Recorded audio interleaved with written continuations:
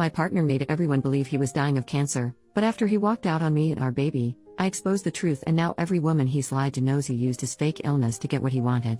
So my partner told me when we first got together that he has cancer, and if his operation doesn't go well, it could be terminal. He said his treatments have also made him infertile, so imagine our shock and joy when we found out I was expecting at the start of 2024. We now have a beautiful 5-month-old daughter who is perfectly healthy and thriving, and he is in remission. My pregnancy was difficult and lonely because of all the intense treatments he went through while waiting for his operation. I did a lot on my own, knowing he desperately needed this to have the best chance possible of shrinking his tumor before having it removed so we can have a long happy life together as a family. He is currently living with his mom while he is in recovery so that it takes the pressure off me caring for both him and our baby until he is well enough to move into our new home with us. He still comes to our house and we go to his mom's all the time so our baby isn't missing him, and on Wednesdays he has his daddy-daughter days where it is just the two of them to make sure they are bonding well, and so he has the practice until he is well enough to care for her at home full time, and give me a little break too. Last week we had an attempted break-in at the house.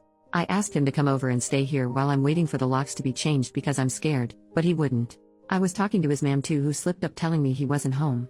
Long story short, this is Reddit. I'm sure you can see where this is going. We argued for almost 2 days before my suspicions became too much and I went to Facebook. It took me less than an hour to find the first 2 women. During my pregnancy I was suspicious of a lot of things and put it all down to my hormones, as he would continuously tell me that I am paranoid and hurting him when I asked.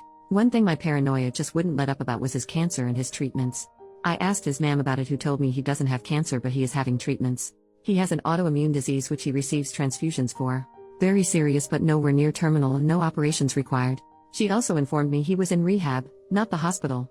He was addicted to coke and was trying to recover for me and our baby. I never mentioned to him that I knew. I assumed it was the embarrassment of wanting to get clean without me knowing so he could be a good partner and dad. I was so proud of him for getting the help that I never spoke about it. With his autoimmune disease, his man explained how brutal this has been for him and that he did have chemo a few years back, so maybe that's why he's confused. Pregnancy brain is a real thing, or maybe I'm just too blindly in love because I accepted this and never questioned it again. After discovering the first 2 women, I sent my partner a message telling him to let his girlfriend know I'm asking after her and not to bother coming home anymore. I've had the locks changed from the break-in so he can't get in anyway. He was getting panicky and started begging me to answer the phone and let him come see me so he could explain everything. I started to see everything for what it was for the first time and realized how long he had been gaslighting me for, and told him no. Realizing he couldn't get through to me and now aware I was trying to contact his girlfriend, he panicked and went to her instead. During that time, I found a photo she had shared of the 2 of them and shared it to my profile with the caption, "Can someone please ask this woman to contact me?" She instantly blocked me, but her sister got in touch with me instead. Apparently the family have never trusted him and knew something was wrong. This affair is serious enough to have met the family. She says he has told her not to speak to me as I'm a deranged stalker he slept with once years ago and have been hunting him down trying to convince people my baby is his. I send her a photo of the birth certificate and us in hospital together to show her sister before he can lie to her anymore. During this, I'm also messaging another woman who is pissed at what he has done and is helping me with all the information she is aware of. She tells me he broke her heart by cheating on her without even knowing he was cheating on me too. So far I have the current timeline. Chemo in March? A 19-year-old. Rehab in April to July? A woman of an appropriate age this time but also cheating on her. August to now? His 20-year-old girlfriend. I then find out his emergency cancer medication that he had to leave for in the middle of labor was actually the fact my 2 failed epidurals, screaming in agony begging the doctors to help because I thought I was dying while the emergency team rushed in to place extra monitors on our baby in distress was actually just a huge turn-on for him, so he needed to go sleep with a 20-year-old before making it back just in time to kiss me before I went into emergency surgery. This was Sunday, it is now Saturday the following week. I made a post on Facebook calling out my partner for his actions, with photographs, medical notes and evidence, and asking people to leave me alone on Tuesday after 48 hours of no sleep, multiple calls to the crisis team and a barrage of harassment from his friends and family who want to sue me for character defamation. If this was a regular affair, I'd lick my wounds and move on, but I have now learned I have been leaving my daughter alone with a drug addict who is claiming he doesn't know me or his daughter to others but demanding custody rights to me. Tens of women have now come forward who have also dated him during our relationship with no idea of me or each other. This is obviously really shitty, but what upsets me the most is that I noticed the pattern. He has told every single one of these women that he has cancer and can't get them pregnant. I said my labor and delivery was difficult. I was induced due to an infection I had. My GP had told me I had an STI, and although I understood and took the treatment and was induced, my madly in love pregnancy brain never accepted it as an STI until I went back this week and checked my hospital discharge notes, and it was there in big bold letters. Sensitive, partner STI. He has been telling women that he has cancer and can't get them pregnant so they don't need protection, which led to an STI which almost unalived me and his daughter in labor, and he wasn't even there to be with us because he was sleeping with a young girl who also believes he has cancer.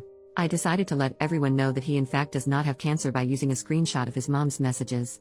All the women he has slept with to make sure they take a pregnancy and STI test, all his friends who he has been guilting for years over his condition, and also social services and the police for sexual endangerment.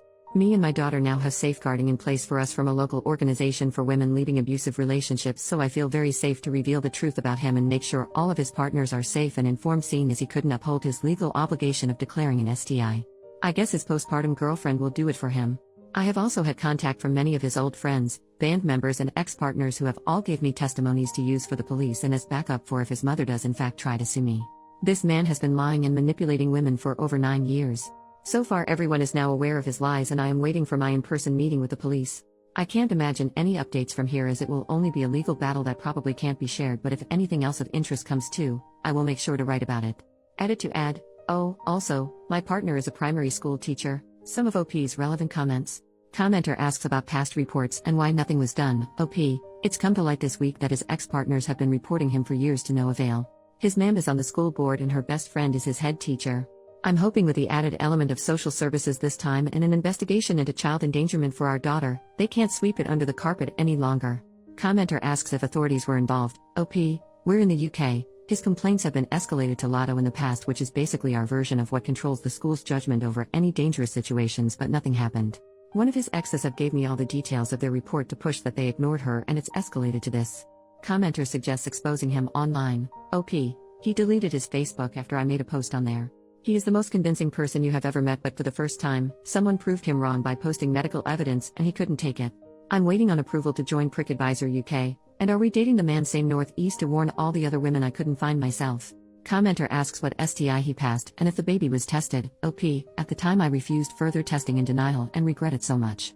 I was just given a course of antibiotics and because my symptoms went, they left it at that for me.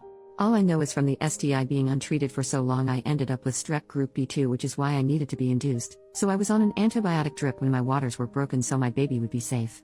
She's perfectly healthy and faced no issues luckily.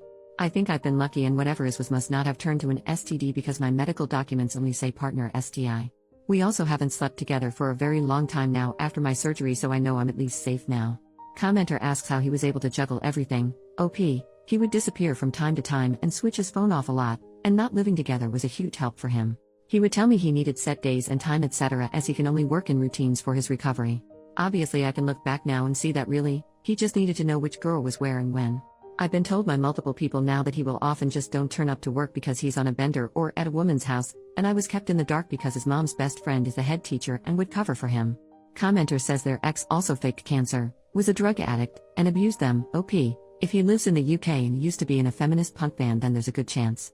I'm so sorry for your experience and hope you've healed. X. Commenter suggests warning parents and exposing the school's involvement. OP, sadly I think parents are aware and not receiving help from the school in the situation.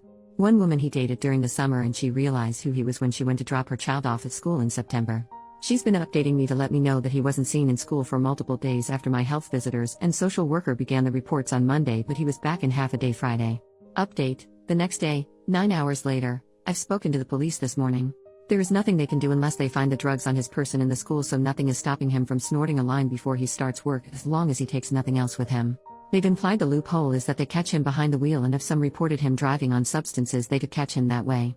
They said they can confirm that multiple reports and investigations have begun before even my report, so they are unable to share much information with me, even though he case involves me, but they told me it is imperative I apply for Clare's Law and have helped me with the application. It can take up to 10 days for my in-person meeting to provide my documents, and then it can take several weeks for the information to be shared with me. Knowing what I do already, I feel sick that they have told me how important it is for me to make this application. I can't believe in a few weeks, he's going to discuss me even further when I receive his police records. My only silver lining is that once I have the police reports, on top of my medical reports, he doesn't stand a chance in family court and me and my girl will be free to restart our lives together. Also another little note, I've been looking for family court advice in a mom support group and have been informed that luckily she's only 5 months old and any name changes can be made before 6 months with only one parent's consent and the witnesses don't need to be his choice, so I will be removing his surname and his grand's name from her middle name, for her to take my surname and not have any more ties to his family. I just wanted to put an apology in here as well as a lot of people have commented on my poor writing. I am a new ma'am who was lacking sleep even before any of this came to light. Everything I've wrote has basically been just a big vent from me. I know I'm no novelist, but I still apologize if it's been difficult to read. Second update, 2 days later, I have managed to provide enough evidence of substance use and emotional blackmail to the police to have a domestic abuse case opened. This is going straight past the school to the highest authority to keep him away from children. This is huge news and gives me such a relief in knowing my child and others will be safe, but I still have that awful feeling of guilt for him. Just 2 weeks ago we called each other bride and groom. I think it's going to take a while to grieve the person I thought I knew while dealing with the one I know now.